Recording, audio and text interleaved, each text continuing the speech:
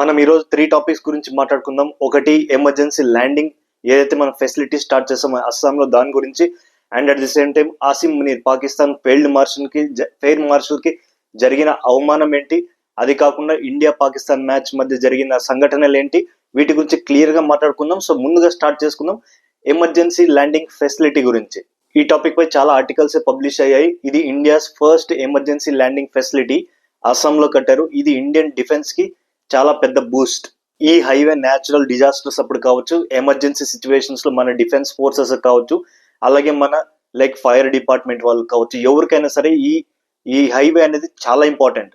ఈ emergency landing highway పై C-130 ఒక military airplane నుంచి పిఎం మోదీ గారు ల్యాండ్ అయ్యారు. దీని గురించి ఎందుకు ఇంత ఇంపార్టెంట్ అంటున్నానంటే, మనం ఆపరేషన్ సింధూర్ లో చూసాం, పాకిస్తాన్ పై భారత్ జరిపిన ఈ ఆపరేషన్ లో చాలా ఎయిర్ బేసెస్ మనం లేపేశాం.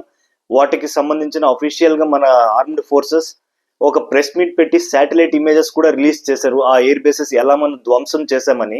ఇది చాలా దారుణమైన దెబ్బ పాకిస్తాన్ కి ఆపరేషన్ సింధూర్ లో. కంటిన్యూ చేసే ముందు ఒక చిన్న రిక్వెస్ట్, ఛానల్ సబ్స్క్రైబ్ చేయండి, అలాగే వీడియో లైక్ చేయండి, రీచ్ ఉంటుంది, కమెంట్ చేయండి మీ ఒపీనియన్. So let's continue. ఎలాగైతే మనము ఆపరేషన్ సింధూర్ ద్వారా పాకిస్తాన్ ని ఎయిర్ బేసెస్ ని ధ్వంసం చేశాము, అట్ ది సేమ్ టైం మనం కూడా ప్రిపేర్డ్ గా ఉండాలి కదా. ఒకవేళ మన ఎనిమీ కంట్రీస్, చైనా అవ్వచ్చు, పాకిస్తాన్ అవ్వచ్చు, లేదా ఇంకొక థర్డ్ కంట్రీ అవ్వచ్చు, మనపై కూడా వాళ్ళు సేమ్ స్ట్రాటజీ వాడితే ఫస్ట్ వాళ్ళు కూడా మన ఎయిర్ బేసెస్ ని టార్గెట్ చేస్తే మనం రెడీగా లేనప్పుడు, సో అలాంటప్పుడు మనకంటూ ఆప్షన్స్ ఉండాలి కదా. నేను చెప్పినట్టు మనకి స్పెసిఫిక్ గా చైనా నుంచి అలాగే పాకిస్తాన్ నుంచి థ్రెట్ ఉంది. సో మనం ఎక్స్పెక్ట్ చేయనప్పుడు, అంత నార్మల్ గా ప్రశాంతంగా జరుగుతున్నప్పుడు, అలాంటి సిచ్యువేషన్ లో జస్ట్ ఇమాజిన్, ఫర్ ఎగ్జాంపుల్ ఒకవేళ చైనా అటాక్ చేస్తే మన ఎయిర్ బేసెస్ పైన సర్ప్రైజ్ అటాక్ చేసినప్పుడు, మన ఎయిర్ డిఫెన్స్ సిస్టమ్స్ రెడీగా లేనప్పుడు అటాక్ చేస్తే, అప్పుడు మన ఎయిర్ బేసెస్ ఖచ్చితంగా డ్యామేజ్ అవుతాయి. అప్పుడు మనకి సెకండ్ ఆప్షన్ ఉండాలి కదా, ఎమర్జెన్సీ ల్యాండింగ్ కైనా టేక్ ఆఫ్ కైనా. సో అలాంటప్పుడు ఈ హైవే అనేది ఉందో, ఇది చాలా ఇంపార్టెంట్ అవుతుంది.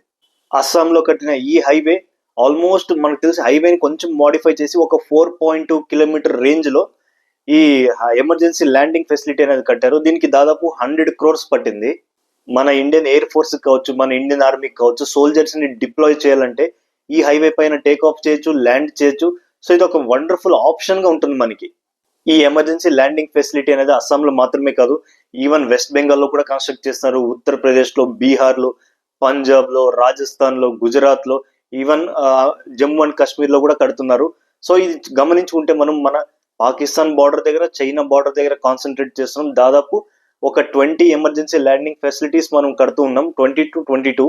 అండ్ మోస్ట్లీ చాలా వరకు ఉండేటివి అన్ని నార్త్ ఈస్ట్ లో ఉన్నాయి. అంటే మనము స్పెసిఫిక్ గా దీన్ని చైనాని దృష్టిలో పెట్టుకొని చేస్తున్నాం, ఎందుకంటే చైనాకి ఆ సామర్థ్యం ఉంది సర్ప్రైజ్ గా మన ఎయిర్ బేసెస్ పైన అటాక్ చేసేకి. పాకిస్తాన్ ఆల్మోస్ట్ నిల్ అనాలి ఛాన్స్, ఎందుకంటే వాళ్ళకి తెలుసు ఒకవేళ వాళ్ళు కనుక ఆ పని చేస్తే రివర్స్ అటాక్ ఇండియా చేసినప్పుడు పాకిస్తాన్ కోలుకోలేని చావు దెబ్బ తింటుంది. యాక్చువల్లీ చెప్పాలంటే ఈ ఎమర్జెన్సీ ల్యాండింగ్ ఫెసిలిటీ మనం ఒక 10 to 12 years బ్యాకే చేసి ఉండాలి. ఎందుకంటే ఈ విషయంలో మనం అబ్జర్వ్ చేసే చైనాని, అది 2014 లోనే ఇలాంటి ఎమర్జెన్సీ ల్యాండింగ్ ఫెసిలిటీస్ చాలా వరకు తన కంట్రీలో కన్స్ట్రక్ట్ చేసేసాయి. అంటే రెడీగా ప్రిపేర్డ్ గా ఉన్నారు వాళ్ళు ఎలాంటి సిచ్యువేషన్ కైనా. వాళ్ళతో కంపేర్ చేసుకుంటే మనం చాలా వెనుకున్నాం. అదొకటే కొంచెం బాధాకరం. అట్లీస్ట్ ఒక చిన్న హ్యాపీనెస్ ఏంటంటే, ఇప్పటికైనా సరే మనం ఒక ఫెసిలిటీ ఓపెన్ చేసాం, మిగతా ఫెసిలిటీస్ అండర్ వే ఉన్నాయి కన్స్ట్రక్షన్. సో అట్లీస్ట్ ప్రోగ్రెస్ అవుతుంది అని ఒక సాటిస్ఫాక్షన్. బట్ ఇంకా ఒక 10 to 12 years బ్యాకే చేసి ఉండాలి. ఎందుకంటే ఇలాంటి ఒక మూవ్స్ లో ఒక కంట్రీ ఇంకో కంట్రీ ఎత్తుకు పై ఎత్తు వేసేటప్పుడు 12 years అనేది చాలా పెద్ద టైం. మనం చాలా వెనుకున్నాం. అట్లీస్ట్ ఓకే, గుడ్ థింగ్ ఏమంటే ఇప్పుడన్నా స్టార్ట్ అయింది. ఇక రెండవ అప్డేట్ ఏంటంటే, పాకిస్తాన్ కి సంబంధించిన ఫెయిల్డ్ మార్షల్ ఎవరైతే ఉన్నారో ఆసిమ్ మునీర్ రీసెంట్ గా జర్మనీ వెళ్ళాడు మునిచ్ సెక్యూరిటీ కాన్ఫరెన్స్ అటెండ్ అవ్వడానికి. అక్కడ ఉన్న ఒక సెక్యూరిటీ ఆఫీసర్ ఆసిమ్ మునీర్ ని where is your ID card అని అడిగాడు. ఆసిమ్ మునీర్ వెనకాల ఉన్న జనరల్ ఎవరైతే పాకిస్తాన్ అతని ఐడి కార్డ్ చూపించాడు. బట్ ఆసిమ్ మునీర్ ఏదో దర్జాగా వెళ్ళిపోతుంటే ఆ సెక్యూరిటీ ఆఫీసర్ నీ ఐడి కార్డ్ ఎక్కడ అన్నారు. అప్పుడు వెనకాల ఉన్న ఆఫీసర్ వచ్చేసి లేదు అతను మా ఆర్మీ చీఫ్ అని అన్నారు. ఇది ఒక ఎంబారసింగ్ మూమెంట్. అసలు ఆసిమ్ మునీర్ అనేవాడు ఎవడో కూడా వాళ్ళకి తెలీదు. అండ్ ఈ న్యూస్ ని అసలు పాకిస్తాన్ లో కవర్ చేయట్లేదు, మొత్తం కప్పేశారు. ఆసిమ్ మునీర్ కి జరిగినట్లే పాకిస్తాన్ క్రికెట్ టీమ్ కి కూడా అవమానం జరిగింది. ఎందుకంటే వాళ్ళేమో ముందు మేము ఆడం ఇండియాతో T20 వరల్డ్ కప్, అసలు ఆడే ప్రసక్తే లేదు, బాయ్కాట్ చేస్తామన్నారు. కానీ తర్వాత మళ్ళీ తోక ముడుచుకొని ఎస్ మేము ఆడతాం ఇండియాతో అన్నారు. అదొక అవమానం. అయితే మళ్ళీ ఏదైతే టాస్ వేస్తారో మ్యాచ్ కంటే ముందు, అక్కడ మన కెప్టెన్ అయిన సూర్యకుమార్ యాదవ్ వాళ్ళ కెప్టెన్ తో హ్యాండ్ షేక్ కూడా చేయలేదు, అసలు పట్టించుకోలేదు. అండ్ టాస్ గెలిచి వాళ్ళు ముందు బౌలింగ్ తీసుకున్నారు, మనం ఫస్ట్ బ్యాటింగ్ చేసాం, మనం 170+ runs కొట్టాము. వాళ్ళు దానికి రిప్లైలో 110 ఆడ్ రన్స్ కొట్టి వాళ్ళు యాక్చువల్లీ ఆల్ అవుట్ అయిపోయారు. చాలా దారుణంగా ఆడారు వాళ్ళు. ఆల్మోస్ట్ పవర్ ప్లేలోనే తెలిసిపోయింది మ్యాచ్ ఎవరు గెలుస్తారని. ఎందుకంటే వాళ్ళకి రఫ్లీ 34 రన్స్ కి 4 వికెట్స్ పడిపోయాయి. అంత పెద్ద టార్గెట్ చేసేటప్పుడు 34 కి 4 వికెట్స్ అంటే ఇంకా డౌన్ అండ్ డస్టెడ్ అని అనాలి. అండ్ మ్యాచ్ తర్వాత కూడా ఎలాంటి హ్యాండ్ షేక్స్ లేవు రెండు కంట్రీస్ ప్లేయర్స్ మధ్య. అండ్ ఇక్కడ ఘోరమైన అవమానం ఏంటి అంటే మనం మ్యాచ్ గెలిచాక సెలబ్రేషన్ కూడా చేయలేదు. జనరల్ గా అలాంటి రైవల్రీ ఉన్నప్పుడు మ్యాచ్ ఓడిపించాక గట్టిగా సెలబ్రేషన్స్ ఉంటాయి, ప్లేయర్లు అంతా ఎగరడము, ఫుల్ హైఫైస్, హ్యాండ్ షేక్స్ దండిగా ఉంటాయి, చాలా ఉంటాయి. అలాంటివి ఏమీ చేయలేదు. చాలా సింపుల్ గా గెలిచి సింపుల్ గా ఇండియన్ ప్లేయర్స్ వెళ్ళిపోయారు.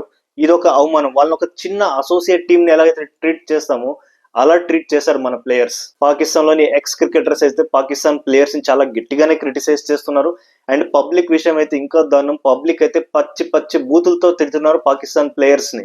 మీకు గుర్తుంటుంది, నేను కవర్ కూడా చేశాను. ఏషియా కప్ జరిగినప్పుడు లాస్ట్ ఇయర్ లో ఆ పాకిస్తాన్ కి సంబంధించిన ప్రెసిడెంట్ ఎవడైతే ఉన్నాడో పీసీబీ, పాకిస్తాన్ క్రికెట్ బోర్డుది, మోసిన్ నక్వీ, మనం గెలిచాక అతని చేతుల మీదుగా మనం ట్రోఫీ తీసుకోలేదని చెప్పి ట్రోఫీ ఎత్తుకొని పారిపోయాడు, ట్రోఫీ దొంగ. ఆ అసిమ్ మునీర్, మోసిన్ నక్వీ కూడా వచ్చాడు T20 world cup India versus Pakistan match చూడడానికి. కానీ మ్యాచ్ మధ్యలోనే తను వెళ్ళిపోయాడు. ఎందుకంటే సెకండ్ ఇన్నింగ్స్ లో ఎప్పుడైతే పాకిస్తాన్ ఇంకా గెలవదు అని తనకు అర్థమైందో మొహం మాడిపోయింది, మధ్యలోనే లేచి ఎస్కేప్ అయిపోయాడు. ఎందుకంటే భయం ఏంటంటే మ్యాచ్ అయిన తర్వాత ఎవరైనా బూయింగ్ చేస్తారేమో, పబ్లిక్ బూతులు తిడతారేమో అని చెప్పి మధ్యలోనే నైస్ గా జారుకున్నాడు. సో ఇవి అప్డేట్స్. సో నెక్స్ట్ ఇంకో అప్డేట్స్ తో మళ్ళీ మీ ముందుకు వస్తాను. Until then thank you.